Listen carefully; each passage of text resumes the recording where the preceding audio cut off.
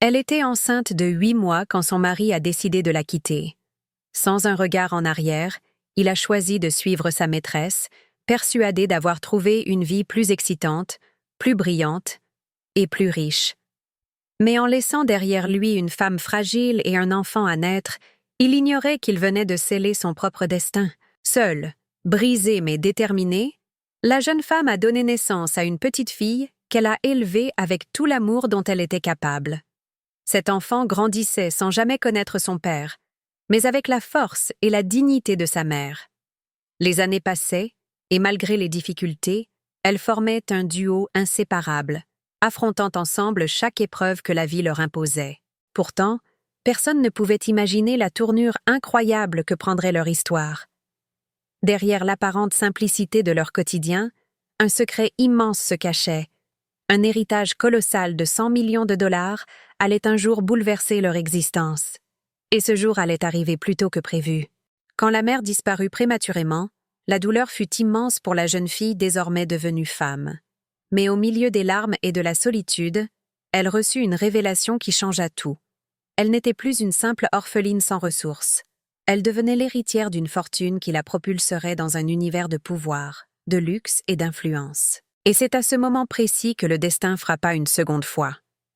L'homme qu'il avait abandonné avant même sa naissance, ruiné et rejeté par celle pour qui il avait tout sacrifié, réapparut soudain dans sa vie.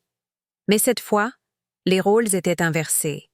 La petite fille qu'il avait refusée était devenue une femme forte, libre et incroyablement riche. Que ferait-elle face à cet homme? Lui tendrait-elle la main? Ou lui ferait-elle payer chaque larme versée par sa mère? Bienvenue sur notre chaîne, chers amis. Aujourd'hui, nous allons vous raconter une histoire bouleversante, une histoire de trahison, de courage, de douleur, mais aussi de revanche et de destin.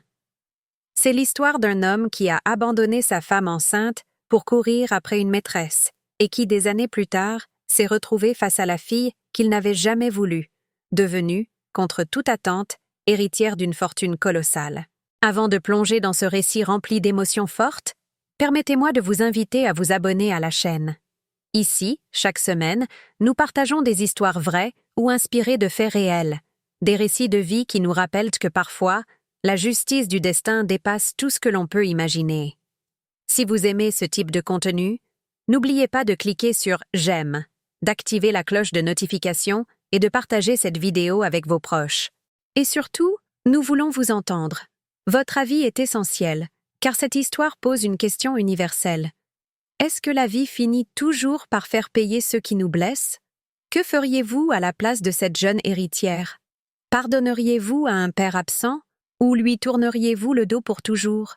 Alors, dites-le nous en commentaire. De quelle ville, de quel pays nous regardez-vous? Cela nous rapproche. Cela fait de cette chaîne une grande famille où chacun peut partager son point de vue et son histoire. Installez-vous confortablement, laissez-vous emporter. Car ce récit va vous surprendre, vous émouvoir et peut-être vous choquer. Le soir tombait doucement sur la petite maison de banlieue. Dans le salon, une femme enceinte de 8 mois, Sarah, attendait son mari, espérant qu'il rentrerait plus tôt que d'habitude. Elle avait préparé un dîner simple mais chaleureux, un geste tendre pour lui rappeler qu'ils allèrent bientôt devenir parents. Mais au lieu de l'odeur réconfortante d'un foyer heureux, c'était une tension glaciale qui régnait dans l'air. Quand la porte s'ouvrit enfin, elle aperçut Marc, son mari, le visage fermé et la voix sèche. Il ne portait pas le sourire habituel, ni l'étreinte qui la rassurait autrefois. Au contraire, il posa brutalement ses clés sur la table et s'assit sans un mot. Sarah sentit aussitôt que quelque chose n'allait pas. Elle serra instinctivement son ventre arrondi, comme pour protéger la petite vie qui grandissait en elle. « Marc, tu as l'air étrange. Qu'est-ce qui se passe ?» demanda-t-elle d'une voix tremblante. Il leva les yeux vers elle, froid, distant, presque étranger. Et dans un souffle qui allait briser son monde, il lâcha. « Je pars. » Les mots résonnèrent comme une gifle. Sarah resta figée, incapable de comprendre. Elle pensa d'abord à une dispute passagère, une de ces colères qui s'apaisent avec le temps. Mais Marc ajouta, sans détour, Je suis amoureux de quelqu'un d'autre. Je ne veux plus de cette vie. Je ne veux plus de toi. Les larmes montèrent aussitôt aux yeux de Sarah. Elle tenta de se lever, de le retenir, de lui rappeler les promesses, les nuits passées à rêver ensemble d'une famille. Mais il recula, indifférent. Sa valise était déjà prête, posée discrètement près de la porte. Il avait planifié ce départ depuis des semaines. « Et notre enfant » balbutia-t-elle, la voix brisée. « Tu vas l'abandonner aussi ?» Un silence pesant envahit la pièce. Marc baissa les yeux, incapable d'affronter la douleur qu'il infligeait. Puis il répondit avec une cruauté glaciale. « Ce n'est pas mon problème. Tu t'en sortiras. » À cet instant, Sarah comprit que l'homme qu'elle aimait n'existait plus. Devant elle se tenait un étranger, égoïste et lâche, prêt à sacrifier tout ce qu'ils avaient construit pour une passion passagère. Son cœur se serra, son souffle devint court, et elle sentit son bébé bouger comme si, lui aussi, ressentait la douleur et l'angoisse de sa mère. Marc attrapa sa valise et, sans un regard en arrière, il franchit la porte. Le claquement sec résonna dans toute la maison comme une condamnation. Sarah s'effondra sur le canapé, ses mains tremblantes serrant son ventre arrondi. Entre les sanglots et la peur, une seule pensée lui traversa l'esprit. Comment allait-elle protéger cet enfant seul? Cette nuit-là fut la plus longue de sa vie. Chaque objet de la maison lui rappelait Marc, la tasse qu'il utilisait le matin, la veste accrochée près de la porte, l'odeur de son parfum encore présente dans l'air. Mais désormais, tout n'était que vide et trahison. Elle comprit qu'elle devait se préparer à une nouvelle vie, sans mari, sans soutien, mais avec une force qu'elle n'avait jamais imaginé posséder. Au petit matin, Sarah prit une décision silencieuse. Elle essuya ses larmes, caressa tendrement son ventre et murmura à l'enfant qu'elle portait. « Je te promets, ma fille, je ne laisserai jamais personne t'abandonner. Tu ne manqueras jamais d'amour. Même si je dois tout affronter seule, je me battrai pour toi. » À cet instant, sans le savoir, elle venait d'allumer une flamme de courage et de résilience qui allait, un jour, bouleverser leur destin. Les jours qui suivirent furent une épreuve terrible pour Sarah. Seule, enceinte jusqu'au cou, elle devait affronter non seulement la douleur du départ de Marc, mais aussi la peur de l'avenir. Les nuits étaient longues, marquées par l'angoisse, et chaque battement de cœur de son bébé résonnait comme un rappel de sa responsabilité immense. Elle continua à travailler jusqu'à la dernière semaine de sa grossesse. Les collègues, touchés par son courage, l'aidaient comme ils pouvaient, mais une fois rentrée chez elle, le silence de la maison devenait insupportable. Sarah apprit à vivre avec cette solitude, à transformer sa douleur en détermination. Quand sa fille, Emma, vint au monde, Sarah la serra contre elle avec des larmes de joie. Dans ce petit visage fragile, elle trouva une raison de continuer, une force nouvelle. Chaque sourire, chaque petit cri, chaque regard de son enfant était une source d'énergie qui la poussait à se battre, jour après jour. La vie, pourtant, ne lui fit aucun cadeau. Les factures s'accumulaient, le loyer augmentait, et les économies qu'elle avait mises de côté s'épuisaient rapidement. Sarah dut cumuler 2 emplois, serveuse le matin dans un café de quartier et aide-soignante le soir dans une maison de retraite. Ses journées étaient harassantes, mais son amour pour Emma lui donnait la force de tenir debout. Les nuits blanches se succédaient. Après avoir couché sa fille, Sarah révisait ses comptes à la lumière d'une lampe de chevet, s'efforçant de faire rentrer chaque dollar dans un budget impossible.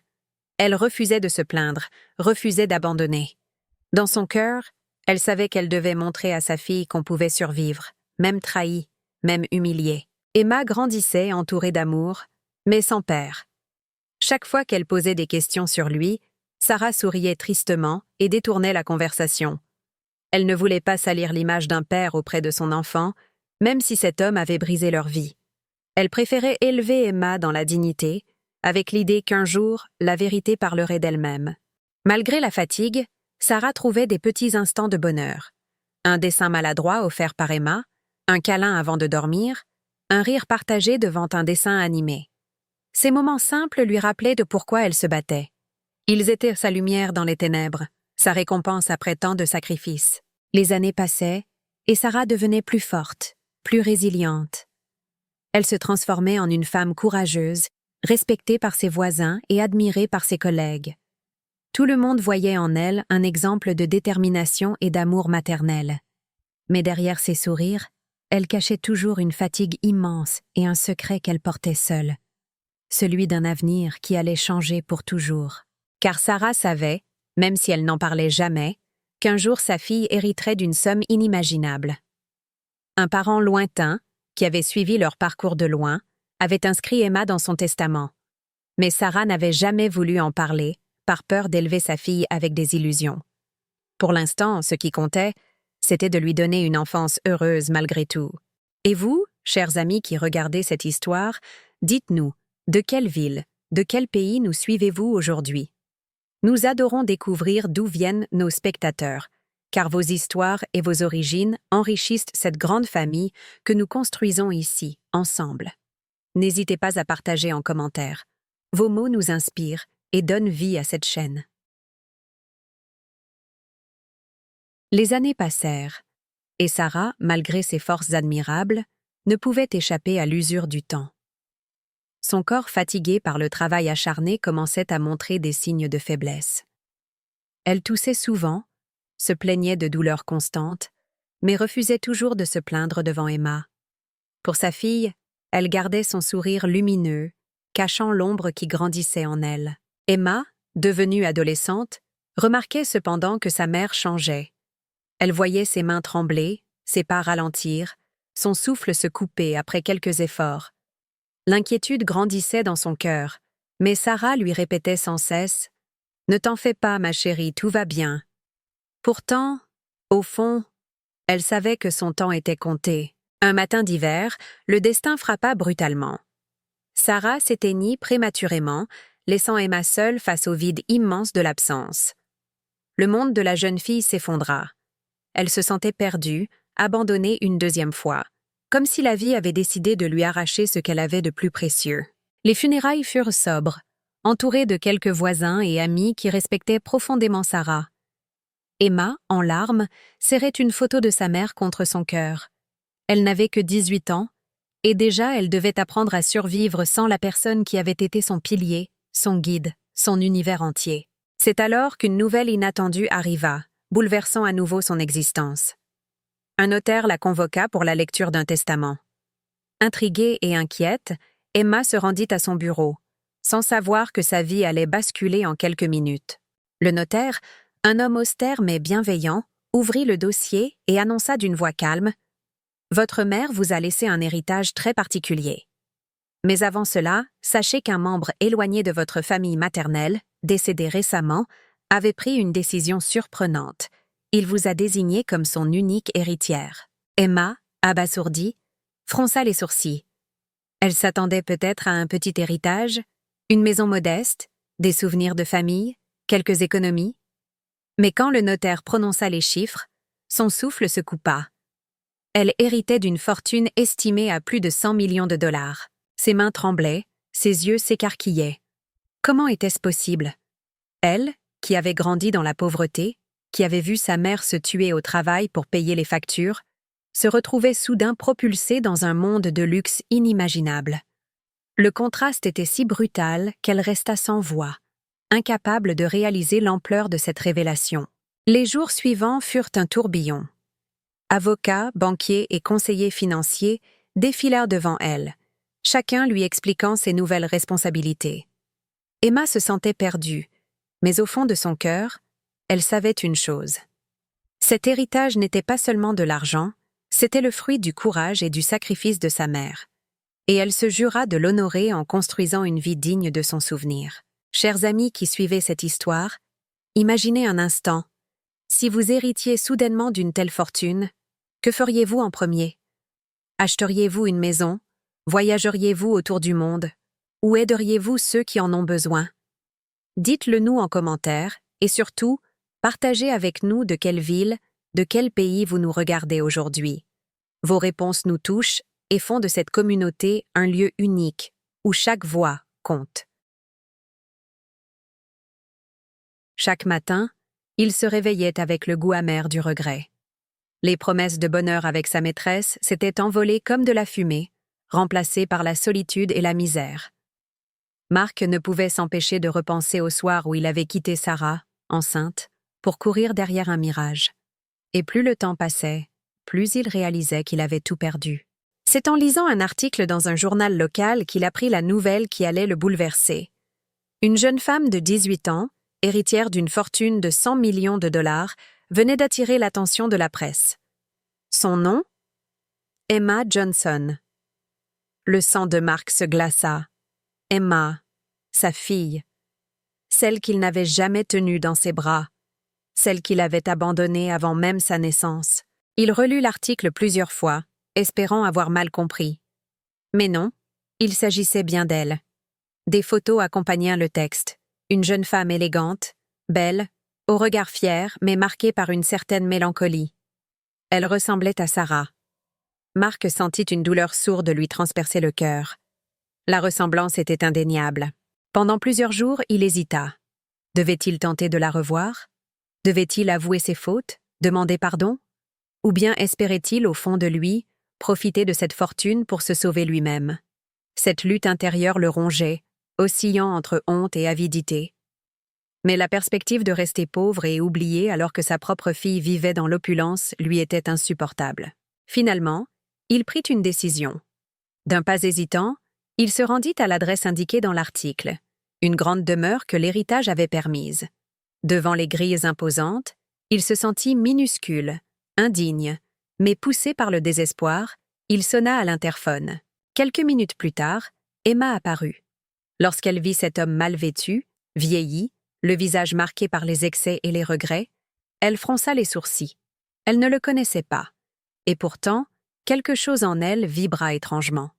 Mark prit une grande inspiration et murmura « Emma, je suis ton père. » Le silence qui suivit fut insupportable. Emma resta figée, partagée entre la colère, l'incrédulité et une curiosité douloureuse. Comment osait-il se présenter devant elle après tant d'années? Après l'avoir abandonnée? Ses yeux brillèrent de larmes contenues, mais sa voix resta ferme. Mon père est mort le jour où il a quitté ma mère. Mark sentit son cœur se briser, mais il insista, les mains tremblantes. J'ai commis des erreurs terribles, je le sais. Mais je veux une seconde chance. Je veux réparer, te connaître, peut-être partager un peu de ta vie. Emma secoua la tête, blessée par tant d'audace. Dans son esprit résonnèrent les paroles de sa mère. « Je ne laisserai jamais personne t'abandonner. » Elle comprit alors que c'était à elle de choisir le verdict final.